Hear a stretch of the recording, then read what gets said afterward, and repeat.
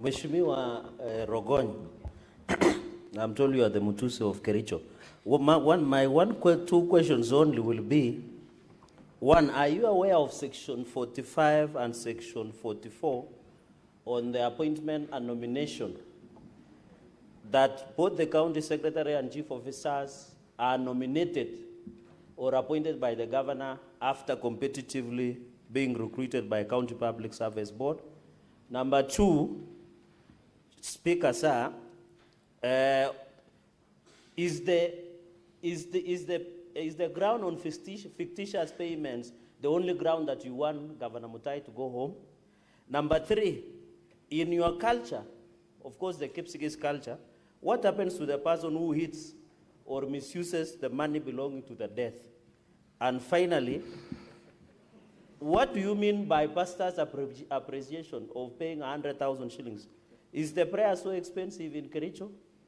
And out of 14 million, 4 million went to, approximately 4 million went to the victims, 10 million went to expenses. Was this justifiable?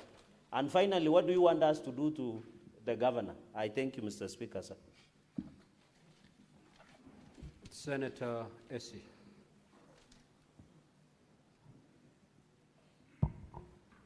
Thank you, Mr. Speaker. I would wish to ask the mover of the motion the following. Did he interact with the voting system before impeachment? That's one. And secondly, do you want this Senate to impeach the governor for not implementing a report? And finally, do we have a report from the Office of the Auditor General? Thank you. Senator Faki. Thank you, Honorable Speaker. Mine is with regard to the Kazi Mtaani report. Is it that the work which was supposed to be done by the companies that were pre-qualified was not done, or the people who did the work, that is the young people who are employed to do the work, were not paid by the pre-qualified companies? Number two, there are allegations that 18 members of the Assembly never voted for this motion. What is your response to this allegation? Thank you.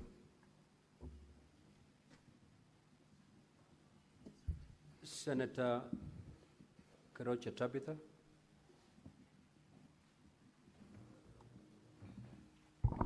Thank you.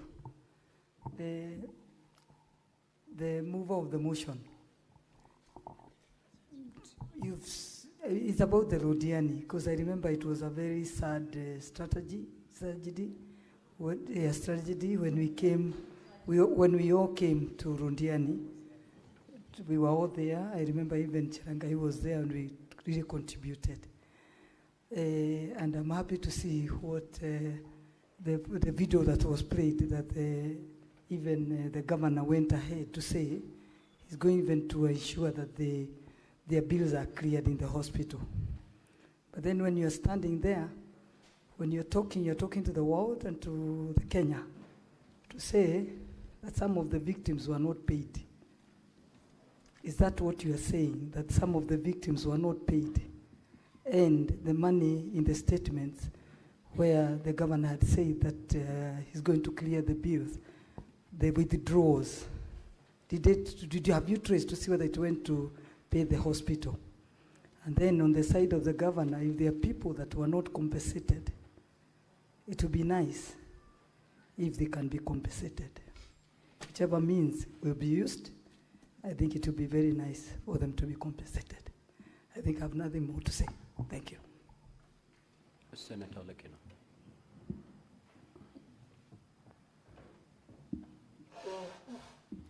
Thank you, Mr. Speaker. My question is direct to the witness, reminding you that you are under oath. There's a specific question that you asked, whether indeed you voted for a particular MCA. That is issue number one. And I want you to be very candid on this matter, because earlier on we're dealing with the issue of the threshold. And this is what is going to determine. whether this governor goes home, ends his career, or he stays to serve the people of Kericho. So can you please reiterate and repeat under oath whether or not you voted for the nominated MCA, or whether you offered him an incentive to be able to vote so that you can achieve the threshold? Thank you, Mr. Speaker. Senator Kenyu.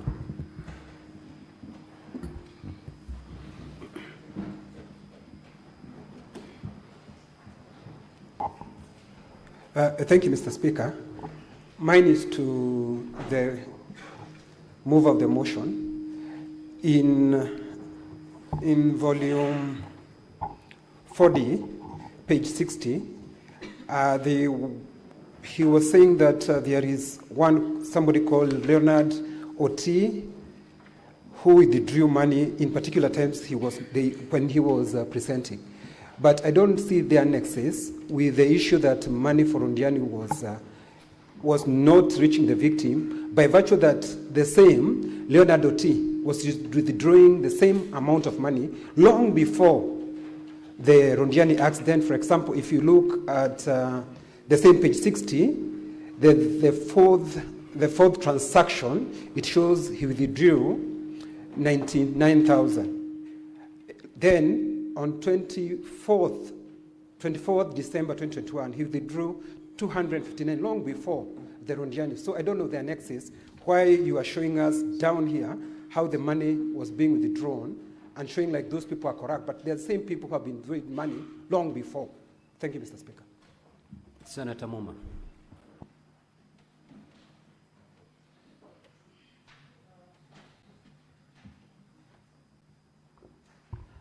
Thank you, Honorable Speaker. Now, my question is for clarification on the issue of whether the governor is accountable to the assembly, whether you are able to call the governor. Of all the issues you've raised, in his opening remarks, the governor said he has not had an opportunity to look at and implement the ad hoc report. Is it possible that the issues you have raised in terms of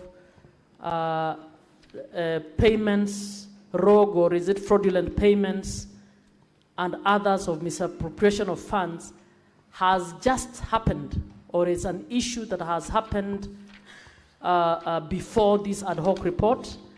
And if it so has happened, is the governor accountable, or it is only the officers who would have signed directly? There are people who would have been on a committee who would be accountable. Can you guide us on the nexus between accountability and the governor on the issues you've raised? Senator Tobiko.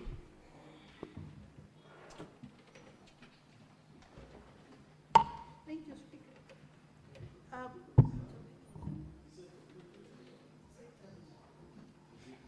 No. Thank you, Mr. Speaker.